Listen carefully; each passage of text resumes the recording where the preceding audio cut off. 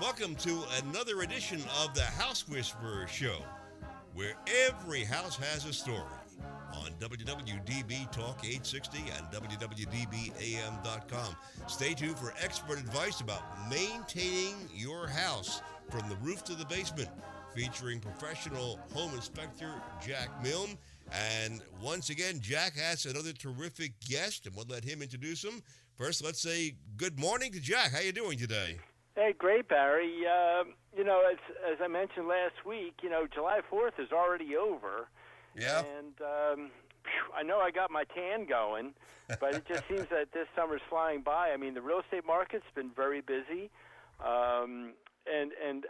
Being a home inspector, I do have the opportunity of reaching out to other vendors. For example, Bruno is with me today from Borough Exterminating, but I also can talk to mortgage companies and realtors and really get a feel for the market. So if you're looking to buy real estate, I know a lot of people want to try to get in by the end of the summer so they can get their kids started, but I've been doing a lot of first-time home buyers too, so it's really exciting to get these folks started with their next phase of life. But before we kick in, I always want to thank my sponsors because without them I wouldn't be on the air. So I'm going to start with Bucksmont Inspections, Rob Bowie. If you have any issues regarding on-site sewage evaluations, or even as simple that if you have a macerator in your basement, which is a human waste grinder, whenever I see them, I tell my clients to get a pump alarm. Because if by chance that pump fails, you only got about 42 gallons of waste before it's going to spill back into your bathroom. So you may want to reach out to Bucksmont Inspections at 215-669-4213 and have one of these pump alarms installed. They're not all that much, and I think it's worth every cent, honestly. Pest Blaster. Tri-County works again with this company that does radon testing, mold testing, wood-destroying insect evaluations, as well as pest removal. And their phone number is 215-295-5555. BrainFleshGear.com. It's that simple. But if you do want to email them, you can go to contact@BrainFleshGear.com. Again, this is an apparel company that can make anything that you dream of, and they can make a few or they can make hundreds if you have that event that you want something a little bit special. And then, of course, Tri-County Inspection Company. We serve about 15 counties from the Lehigh Valley all the way down, almost to Maryland, and then to Salem County in New Jersey, and as far north as above Hunterdon County in New Jersey. So if you're looking in what we do call the tri-state area, why don't you reach out to us at 215-295-2030. I can probably give you about 6 other phone numbers, but why don't you go to the website at tcinspect.com. And since I have Rob Bruno, who's been one of my advertisers since I've been on the air for about 3 years on the air, Rob, why don't you tell us about Borough Exterminating? Hey, Jack. Well, Borough Exterminating was founded about 51 years ago in 1963 in Collingdale, Pennsylvania, by my father, Len Bruno. We provide wood-destroying insect inspection and control to home inspection companies, real estate agents, buyers and sellers throughout Philadelphia and the 5 surrounding counties. So let me ask you this. How old were you when you started getting involved with the business? Very young, since it was a family business. I mean, there were times when I was about 11 years old, 12 years old, and helping out, on termite treatments. That was quite some time ago, back in the early 70s. Holy moly. Yeah, it's always nice with a family business because you really get to know the business from the inside out. And, and especially being in the service business like we both are, I think you have to have the right approach. In regards, especially in our business with buyers, sellers, realtors, I think it gives you a soft edge to business, and that's one thing I really enjoy about working with you. You've got great skills, and having that much of a background behind you. I think it's just I know every time the borough shows up at one of the properties that we inspect, I know you work with a bunch of other home inspectors, that we know the job's going to be done the first time and the right time. So let me ask you this, Rob. What are some of the changes that we've seen regarding termiticides? Well, years ago, there were probably two that were used most often, and I'm sure you've heard of these. Chlordane was one, and Aldrin was the other. Very persistent termiticides, which we're no longer able to use, have since been banned since the mid '80s, and that they were great termiticides. They worked well, and one of the reasons they worked so well was because they were so persistent. Once you put them somewhere, they tended to stay there for a very long time and continue to do their job. But that also was a double-edged sword, because once they got somewhere where you didn't want them, they were very hard to get rid of. Of course, suspected carcinogens also, and that was enough for EPA, to ban their use, I think back in April of 1988. Most companies saw the writing on the wall, manufacturers especially, like Dow Chemical Company and FMC, and they started manufacturing alternative termiticides before the EPA ban, because they knew it was imminent. So as Chlordane and Aldrin and the others went by the wayside, we did not have to wait. There were already alternative termiticides available for us. So let me ask you this, Rob, for a house that had a chlordane treatment, say in the early 80s, I think they were advertising, this chemical will stand up to everything for 30 years. At this point, for those homes that have not been treated for an extended period of time, it would probably be prudent to have someone come in and take another look around. Yeah, I think you're right. And that's one of the myths. You hear people say that, well, this property was treated with Chlordane, you're never going to have termites here. And, well, maybe where the Chlordane is still intact and hasn't been disturbed, that won't be an area that the termites will penetrate. But where the layers of mulch over the years have been stacked on top of that treated soil, there's no protection. So a property that was treated with Chlordane years ago is susceptible.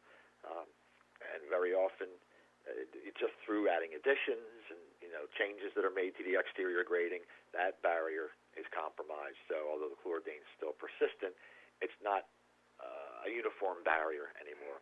And we see a lot of reinfestations due to that. Well, how long do the new termiticides last now?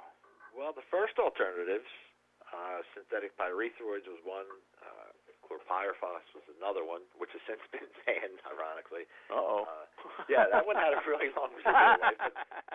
But the other ones, the synthetic pyrethroids, which were manufactured to mimic the active ingredient derived from chrysanthemums, that had a short residual life, maybe 5 to 7 years. And the ones that we're using now, the more recent ones, which would be Termidor and Premise, I think they're about 15 to 18 years in the field trials. It's still running, still providing control in many of the test sites. So the length of the residual is still pretty good. I don't know if it'll be as strong as Chlordane as far as residual life, but for all practical purposes, it has a good residual life.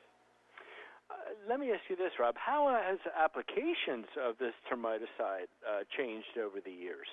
Applications have changed drastically, really. When we were using Chlordane, Aldrin, pentachlorophenol, the chemicals that have since been banned, you could treat on the exterior, drilling through concrete or pushing a rod down into the soil, about every 2 feet or so. And some companies would even put the application holes every 3 feet. You would still get control. When they came out with the alternative termiticides, for many other reasons, they had to tighten up the spacing. One of the main reasons was just increased callbacks. People were used to using Chlordane, and Chlordane was it was a slam dunk. It was easy to get control with it. So they tightened up the spacing. Now you had to do your applications closer and closer to each other. So instead of applying the chemical every 2 feet, you had to apply it every 18 inches, every 16 inches, and they just kept changing the labels as they went, the manufacturers. And then it wound up to 1 foot spacing. And that seems to be with, it's a big difference. If you think about it, drilling through concrete, that's pretty labor intensive. So every time they made those label changes, there was a lot of griping in the industry. But what are we going to be drilling every 3 inches by the time they're done?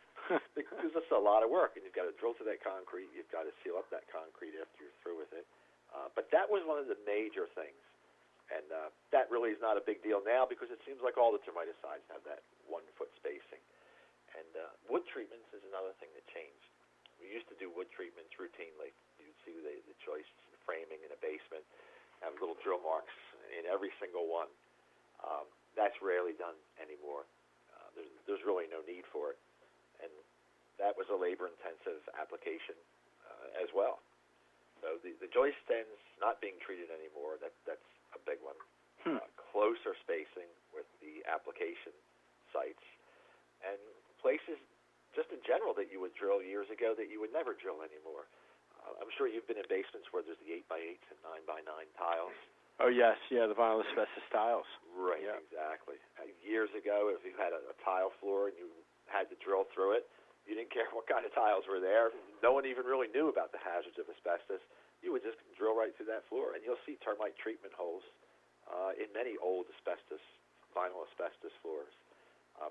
I want to know how they could actually make a plug out of that vinyl asbestos tile, and put it right back into the space, where it had been initially. I always was curious on that one. It was an arch punch, is what they called it. Basically, it was a circular, I don't know how to describe it. It's a circular blade, basically, and it was like a punch with a hole in the middle of it. And you took a hammer, and you took that punch, and you hit it really hard and drove it right through that vinyl tile. And then when you pulled the punch up, that little circle of vinyl asbestos would be in there. I'll tell you what, gentlemen, I'm going to hit the button here for just a few minutes because we have a commercial break coming up. So can you both stand by? Sure. You're listening to the House Whisperer Show, and our special guest is Rob Bruno of Borough Exterminating. Jack Milne is here, and we're all here, and we'll take this break and be right back and talk more about those critters that you don't want in your house right after this. Borough Exterminating has been specializing in wood-destroying insect inspection and control for over 40 years, serving Philadelphia and the surrounding counties. All inspectors are state certified and ensure providing their clients with professional inspections and treatments. Borough not only performs conventional termite treatments, but also handles special services like historic buildings and homes with wells, creeks, or ponds. The client is assured that all treatments will be performed safely when you hire Borough to do the work. They also provide radon testing in their service area. Borough's full-time office staff is available to help you schedule an appointment. Just call 610-586-5640 or send an email request to boroughinspects@verizon.net. That's 610-586-5640 or email at boroughinspects@verizon.net. Specially created t-shirts by BrainFlushGear.com offer the extreme sports enthusiast an opportunity to have a clothing line available that suits their sport. BrainFlushGear.com understands that when we get the moment where we can jump on our motorcycles, wave runners, surfboards, snowmobiles, or skateboards, it can be priceless. They offer custom artwork including silk screening, transfers, and embroidery. Speak to one of their consultants today, and they'll help you create your own Brain Flush. Visit BrainFlushGear.com or email them at contact@BrainFlushGear.com. For your septic inspection and testing needs, please consider Bucksmont Inspections. They've been serving the Bucks and Montgomery County areas for over 15 years. As members of the Pennsylvania Septic Management Association, the Pennsylvania Association of Sewage Enforcement Officers, and the Pennsylvania Association for Professional Soil Scientists, Bucksmont Inspections can inspect your existing septic system or test for your new septic system placement. Please call Rob Bowie at 215-669-4213 and say you heard their ad on the House Whisperer Show. As the temperatures gradually rise, so do the odds of all those filthy and unwanted critters invading your home like rodents, roaches, termites, and flies. Oh my! This summer, if you want to feel safe and secure from a possible creeping, crawling disaster, do yourself a favor and call the exterminating experts at Pest Blaster for all your pest control needs, including tests for radon and mold. Please visit pestblaster.com and you'll be sold. 215-295-5555. Tri-County Inspection Company has been providing professional home inspections, commercial inspections, and historic property evaluations for over 25 years. Tri-County Inspection Company covers 13 counties, serving both New Jersey and Pennsylvania. They've performed inspections for over 70,000 clients and are members of the American Society of Home Inspectors, as well as the Pennsylvania Home Inspectors Coalition. They are licensed in both Philadelphia and New Jersey. For all of your real estate transactions, call Tri-County Inspections at 215-295-2030. For their New Jersey clientele, call 856-853-4224. In PA, call 215-295-2030. In New Jersey, 856-853-4224.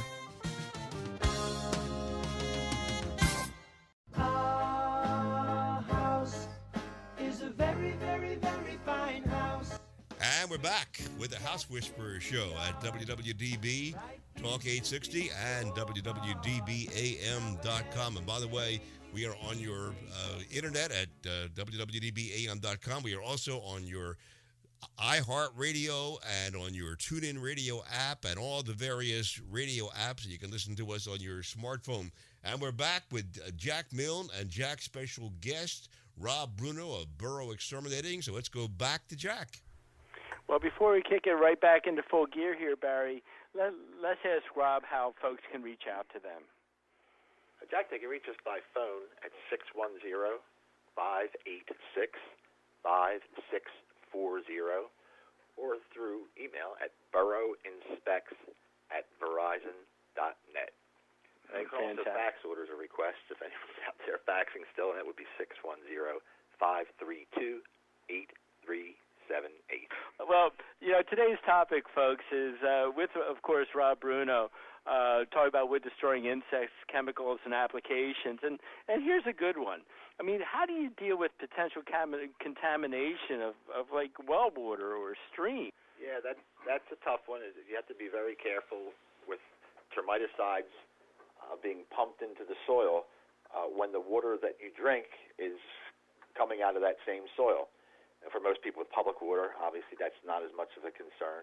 But if you have a well in your house, and especially if the well is nearby or in the house, you'd be reluctant to just pump termiticide in the ground with threat of contaminating the well water. So there's plenty of other treatments that you can perform. There's wood treatments where you actually treat the joist ends with chemical, like a borate or some other type of active ingredient labeled for termites. There's foam applications where you can drill into a wall void and take an aerosol can with a hose on it and shoot a foam formulation that expands into that wall cavity that would prevent termite infestation there. And of course, there's the bait systems where you can put termite bait right into the ground, and you've probably seen them. These little. Yeah, I always think of the term Spectracon. Is that a brand name? Spectracon is Dow Chemicals bait system. Okay. But there's a bunch of them. Yeah, there's Centricon, there's Advanced, there's Terminate. The green ones you see normally would be Centricon, the bright green. Yes. Yep.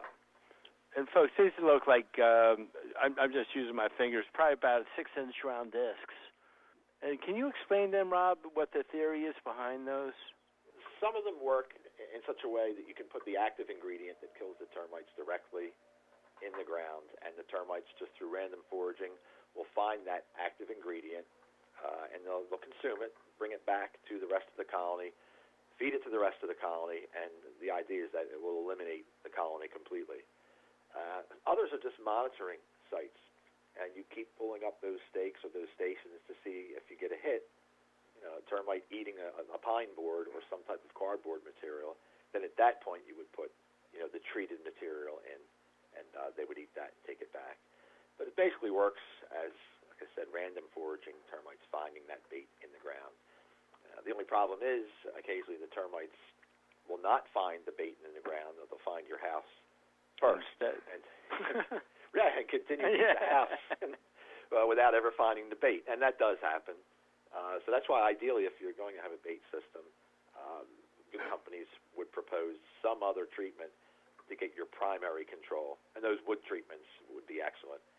If you could put some termiticides above ground, not in the soil, but above ground at the point where the termites would contact your floor framing. I think that's a great way to do it. Just instead of waiting for the termites to find the bait, you're putting it where you know they're going to wind up or where they would cause some damage. And that's why, when both of us are on site together, I think we both focus on grading, mulch levels, firewood that might be sitting against your home, or even in the garage. We're not there to invite the termites in. So we do have to be careful with how we put dead wood, literally, against our homes. Yes, it's true. It's an invitation, just like those bait stations are an invitation. You're trying to attract termites to those stations. Well, when you take firewood and you lay it on the ground right up against your house, you're basically doing the same thing. But like your point, even in the garage, when you lay it up against the garage wall, you've got that little crack. We've all seen it where the floor meets the wall. We call it the floor-wall juncture. And the termites will come right up through that crack and get into the firewood and maybe even to the wall framing above it, which then you have a problem. Yeah, I even tell my clients, a lot of times we have these masonry fireplaces that are extended, and they have this area to the left or right where you can store your firewood. I said, man, put a nice silk plant arrangement in there and keep the firewood outside. I think you're right. It's true. Yeah, because a lot of them are sitting close to grade or directly on grade, out beyond the foundation of the house. Absolutely. Tell me, have regulations changed much? Yeah, regs have changed. We never had licensing until I think it was the late 70s, maybe the early 80s. So there were really no regulations at all for commercial applicators. And now they do have them. Of course, the EPA regulations were always there. FIFRA, which regulated the use of pesticides, so the way we can apply them. And of course, the rule where the label is the law, that's been in force pretty much forever. But the labels change is what happens, and that's how the laws change, because if the label is the law, when the label changes, the law changed. We've seen a lot of label revisions over the years. That's one of the major changes. We brought up drilling through tile floors and interior slabs. If you remember years ago when you had a termite problem, they would treat the entire exterior perimeter. And then if you had a basement or interior slab addition, they were in there drilling the interior of that, hitting pipes, doing whatever was in their way. Termiticide finding its way into heating ducts, whatever was in the slab. Seriously, it was a risk. And it happened so often because the label said to do a complete treatment or a spec treatment, and if you had to treat those interior areas. That's all changed. Most of the termiticides now permit exterior treatment only, and then limited treatment in the areas of activity at the interior of the house. You can imagine how much that's cut down on chemical usage. It's cut down on the labor involved. And it's the science of the termiticides, really, that have allowed us to do that, because now the termiticides are non-repellent and they're slow-acting. If you can imagine a repellent termiticide, if you pumped it around the outside of a house and there were termites on the interior of the house, they would avoid that treated area.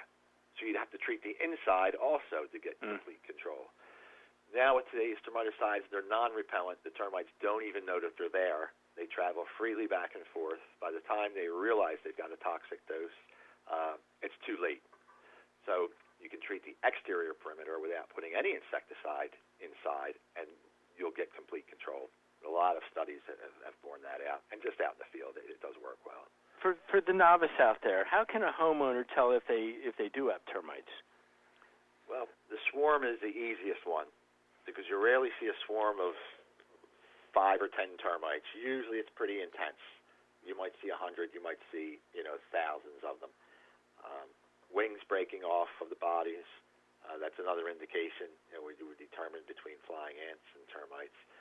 But that's the big thing, a termite swarm. Great numbers of them. Something you'd say, this is very unusual. And then termite shelter tubing as well. You might see a little mud tube built somewhere overnight or within a few days on the interior of a home. And you notice that wasn't there before, and it was built rather quickly. We get calls from homeowners a lot about that.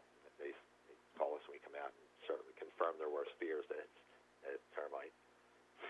And damage. When someone is doing construction, they'll find damage sometimes. one thing I bring up a lot is, if the property had been treated in the past, the importance and the relevance of a 1-year warranty. I think as time goes on, people tend to forget, the property's been treated. Why do I have to maintain a warranty of $100 a year? Go into that for me, Rob, because, for $100 a year, I think it's a tremendous opportunity to have a professional come back and revisit the site, and just to make sure that there's no significant changes. But and I might be answering the question for you, but if you're putting your property up for sale and you dropped your homeowner's warranty, then you may be treating the property for your next buyer. If they find activity there, or for some reason that they recommended it be treated, where if there were a current warranty, that's right. The buyers would be much less apprehensive to proceed because it is under current warranty and it's been inspected every year. And it's just good to prevent further damage. When you have a warranty on, say, an appliance, for instance, you get a chance to renew it. But rarely does someone come out and check that appliance every year as part of the renewal fee, to forestall any damage that might occur. Gentlemen, unfortunately, we are out of time, but I sure learned a lot about termites today and how to keep them out of the house. Thank you so much for all that information. And, Jack, I'm going to let you close it out for us. Well, again, I want to thank Rob for joining me today. I always have the distinct pleasure of catching up to him out in the field, and with this time of year, I think it's, we might be past the swarm season, but remember, termites never go to sleep. So if you have any questions, again, reach out to Rob, a true professional. And, again, he's at 610-586-5640. Next week, I've got an interesting topic. It's about oil heat and Philadelphia air quality.